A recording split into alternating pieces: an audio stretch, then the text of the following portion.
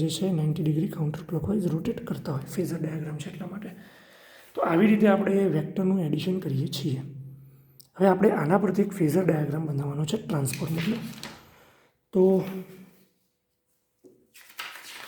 એના માટે we will need this. Okay, all right. So first let me draw our convenient horizontal line. This is our convenient horizontal line. Okay, and this is our convenient y-axis.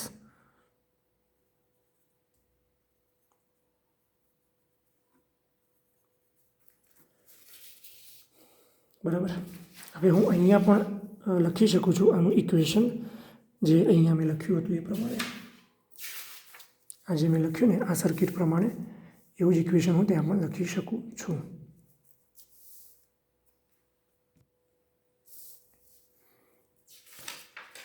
તો અહીંયા શું બનશે?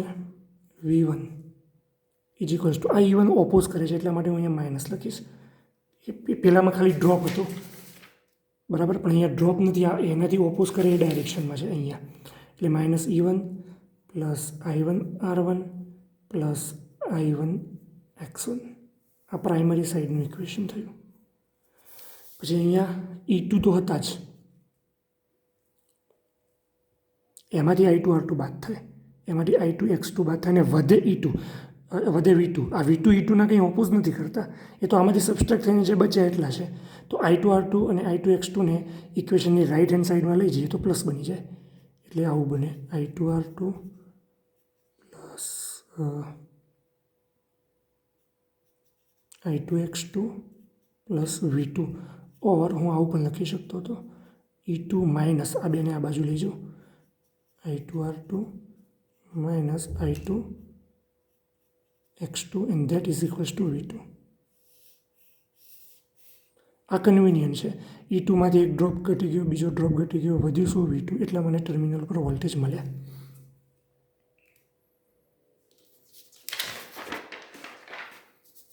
Okay, તો ટ્રાન્સફોર્મરનો phasor ડાયાગ્રામની આપણે શરૂઆત અહીંયાથી કરીશું, and પરથી V2. અને એ V2ને હું અહીંયા ડ્રો કરું છું. તમે આવી એક્સિસમાં ગમે ત્યાં ડ્રો કરી શકો, પણ હું એને અહીંયા ડ્રો કરું છું. This is my V2. બરાબર. અને આ વેક્ટર, આને O સમજજો, O અને આ V2. બરાબર.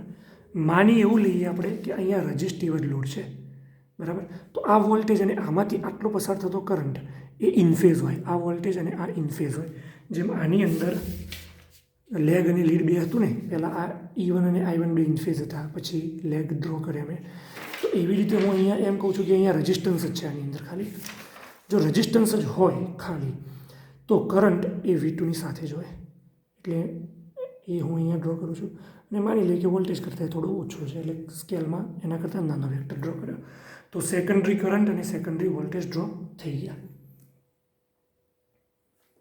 બરાબર. V2માં મારે શું એડ કરવાનું છે? રજિસ્ટિવ ડ્રોપ અને inductive drop. Inductive drop resistive drop કરતાં 90 ડિગ્રી કાઉન્ટર ક્લોકવાઇઝ હોય. તો V2માં એડ કરવાના છે, તો હું V2માં જઈને એડ કરીશ. સરળતા ખાતર ડાયાગ્રામ સ્કેલ પ્રમાણે ડ્રો કરતા નથી, બરાબર, કારણ કે તો આપણને ક્લીન દેખાશે, અધરવાઇઝ ક્લીન નહીં દેખાય. તો V2ની ઉપર હું એક વેક્ટર મૂકું. આ વેક્ટર છે I2 R2. હવે એની અંદર મારે I2 X2 પણ એડ કરવાનો છે કે જેથી આ ત્રણનો સરવાળો E2 બને. મારે E2ને અહીંયા જ લાવવું છે આ વેક્ટર ઉપર, જેથી મારો વેક્ટર ડાયાગ્રામ સરસ રીતે રિપ્રેઝન્ટ થાય. તો હું શું કરીશ, 90 ડિગ્રીની તો લાઈન છે જ આ. જો કાઉન્ટર ક્લોકવાઇઝ આ ડાયરેક્શનમાં આગળ વધ્યા તમે,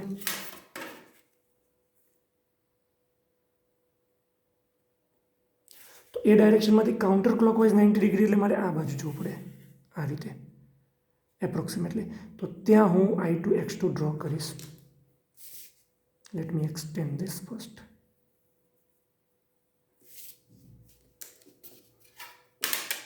અને અહીંયાથી એપ્રોક્સિમેટલી 90 ડિગ્રી હું કોશિશ કરું છું સેટ કરવાની, સેટ સ્ક્વેરને. This is my I2 X2. બરાબર. તો V2 એની સાથે I2 ઇન ફેઝ, V2 ની અંદર મેં એડ કર્યો વેક્ટર I2 R2 અને એમાં એડ કર્યો વેક્ટર I2 X2, તો મને E2 મળે. તો અહીંયા tail to head I will get E2.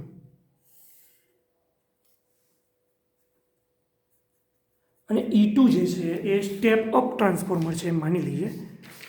E2 જે છે સ્ટેપ અપ ટ્રાન્સફોર્મર છે, તો એ E1 કરતાં થોડું વધારે હોય, પણ એ બે હોય સેમ ફેઝમાં. એ વસ્તુ આપણે આગળ પણ ડિસ્કસ કરી ચૂક્યા છીએ. Let me recall you that also so that you will get better idea about it. Here it is see E1 and E2. પછી E1ના જેટલો આ બાજુ માઇનસ E1 ડ્રો કરી શકીએ આપણે.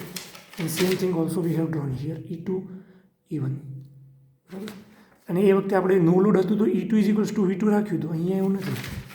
અહીંયા તો ક્યાં E2 છે અને ક્યાં V2 છે જુઓ. તો let me draw here E1. આપણો વેક્ટર E1 થઈ ગયો. બરાબર. અને એપ્રોક્સિમેટલી સેમ એના જેટલું જ ઉપર તરફ હું ડ્રો કરી દઈશ. 8 સેન્ટીમીટર છે તો 8 સેન્ટીમીટર ઉપર હું ડ્રો કરી દઉં. Negative E1.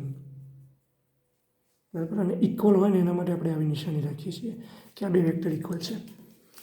2 તો 2, 3 તો 3 એવા લીટા તમે ડ્રો કરી શકો. ઓકે. હવે પ્રાઇમરી સાઈડ આવી ગયા. તો પ્રાઇમરી ક્યાં છે આપણી? પ્રાઇમરી આપણી અહીંયા છે. Here we have primary. Primary અંદર આ E1 આવી ગયું. તો આ રહ્યું નેગેટિવ E1. એમાં ડ્રોપ I1 R1 એડ કરો, I1 X1 ડ્રોપ એડ કરો.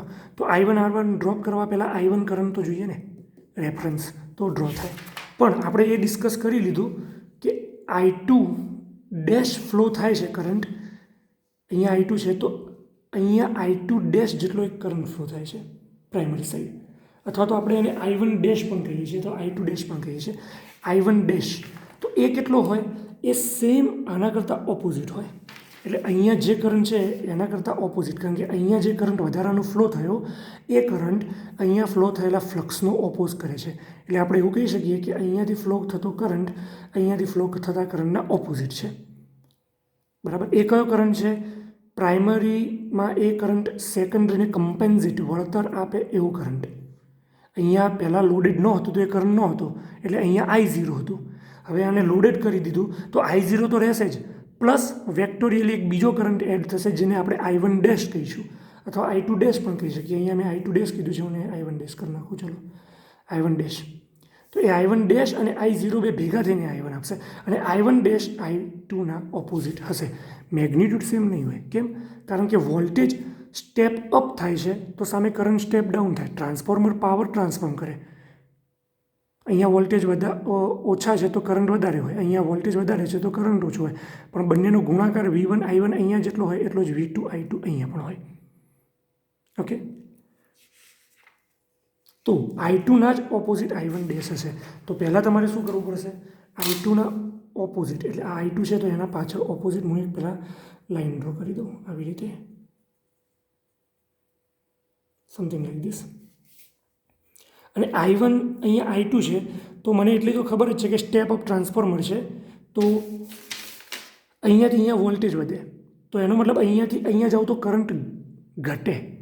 તો એનો મતલબ કે મારી પાસે I2 છે ને મારે I1 ડેશ ડ્રો કરવો છે આ બાજુ, તો એ વધારે ડ્રો કરવો પડે. એટલે હું અહીંયા એપ્રોક્સિમેટલી I2 આટલો છે તો એના કરતાં વધારે ડ્રો કરીશ અહીંયા. And that what I call I1 dash. બરાબર.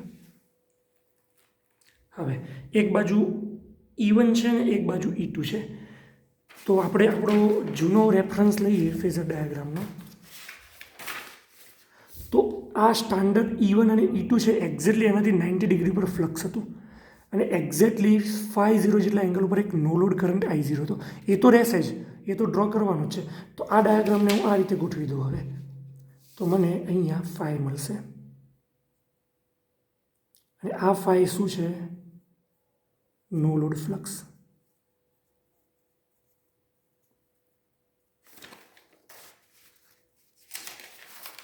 અને એ E1 કરતાં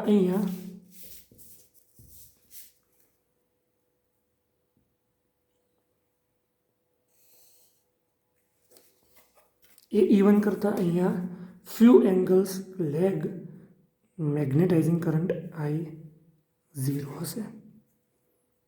અને I0ના 2 કમ્પોનન્ટ પણ પાડ્યા હતા આપણે. અને અહીંયા એક એંગલ ફાઈ પણ કીધો હતો. આ એંગલ છે, હવે આ ફ્લક્સ છે. તો એમાંથી એક આ કમ્પોનન્ટ હતો, એનું આપણે નામ આપ્યું હતું કોસ ફાઈ, બરાબર. તો એ વર્કિંગ કમ્પોનન્ટ હતો. પછી એક અહીંયા કમ્પોનન્ટ હતો સાઇન ફાઈ.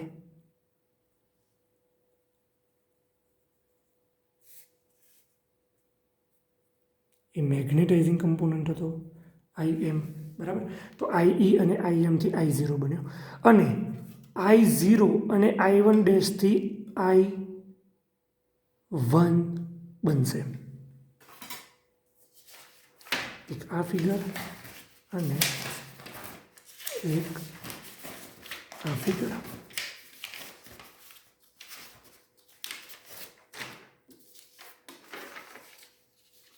અહીંયા લોડેડ કરીશ તો અહીંયા કરંટ ફ્લો થશે. અને આ I0 અને એ I1 ડેશ હશે.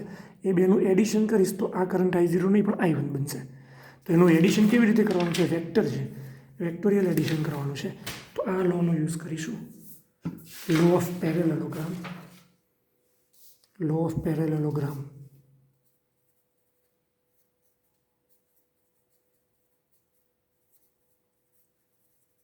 સમાંતર બાજુ ચતુષ્કોણનો નિયમ. તો અહીંયા I0 છે, બરાબર. તો એના પેરેલલ I1 ડેશ પર લાઈન ડ્રો કરી દો. અહીંયા I1 ડેશ છે, તો I0 પર એના પેરેલલમાં લાઈન ડ્રો કરી દો, ડોટેડ લાઈન. અને ટેલ ટુ હેડ જોઈન્ટ કરી લો.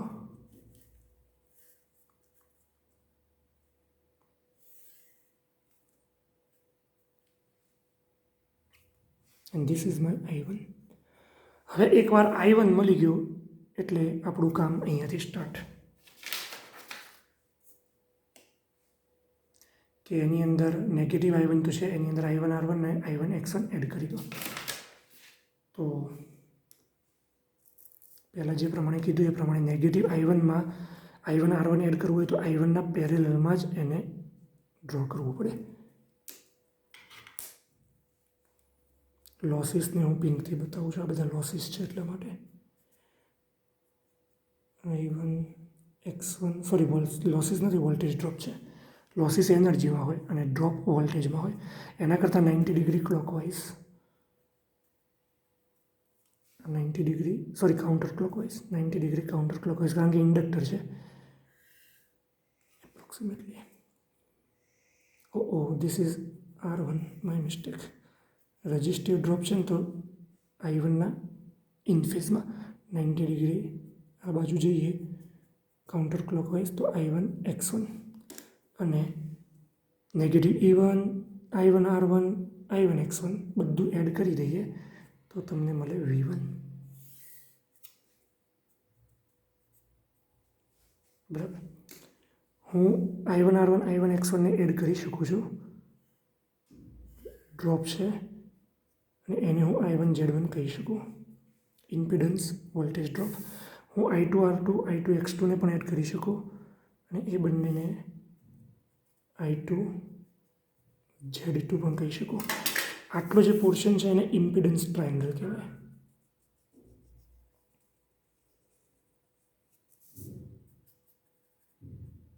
ઇમ્પિડન્સ ટ્રાયંગલ અથવા તો ડ્રોપ એંગલ પણ કહેવાય, પણ નહીં આને પણ કહેવાય ઇમ્પિડન્સ ટ્રાયંગલ. તો હવે તમે જોઈ શકો છો ક્યાં તમારા V1 છે અને ક્યાં તમારા V2 છે. અને મેં તમને પહેલાં પણ કીધું હતું કે આ નોટ ટુ સ્કેલ છે. અહીંયા જો V1નો વેક્ટર વધારે છે ને V2નો ઓછો, એવું ના થવું જોઈએ. V1 કરતાં V2 જ વધારે હોવું જોઈએ. પણ આપણે સ્કેલ પ્રમાણે ડ્રો નથી કર્યું કશું જ. બરાબર. સપ્લાય વોલ્ટેજ કરતાં કરંટ કેટલું પાછળ છે? આટલા એંગલ ઉપર. તો એ એંગલને કહીશું φ1, કારણ કે ડાયાગ્રામ બધો આ બાજુ ફરે છે કાઉન્ટર ક્લોકવાઇઝ. એના પછી જ્યારે આપણે બીજું ડિસ્કસ કરીશું, આના ઉપર હું લખી દઉં છું કે phasor diagram for resistive load. Resistive load માટે જ છે. એનો મતલબ શું થયો કે અહીંયા રજિસ્ટન્સ હોય તો જ સાચું. અહીંયા જો આર અને એલ હોત તો આ I2 V2ના ઇનફેઝમાં ના હોત, એના કરતાં થોડુંક પાછળ હોત. એ પાછળ હોત તો આ વેક્ટર આ ડાયરેક્શનમાં નહીં પણ આ ડાયરેક્શનમાં હોત. પછી આ વેક્ટર આ ડાયરેક્શનમાં નહીં પણ આ ડાયરેક્શનમાં હોત. અને આ E2 થોડો સહેજ આ રીતે હોત. તો એનો હું તમને એક ફેઝર ડાયાગ્રામ બતાવી દઉં છું. જો કે હું એ ડિસ્કસ પણ કરીશ, તમને એસાઇનમેન્ટમાં આપીશ. આ ડાયાગ્રામ એ ઇન્ડક્ટર કેપેસિટરનો છે, જે ઇન્ડક્ટર અને રેઝિસ્ટન્સનો છે. તો અહીંયા V2 અને I2 ઇનફેઝ છે. અહીંયા V2 અને I2 વચ્ચે એક એંગલ છે. ઓકે, અને એ એંગલના લીધે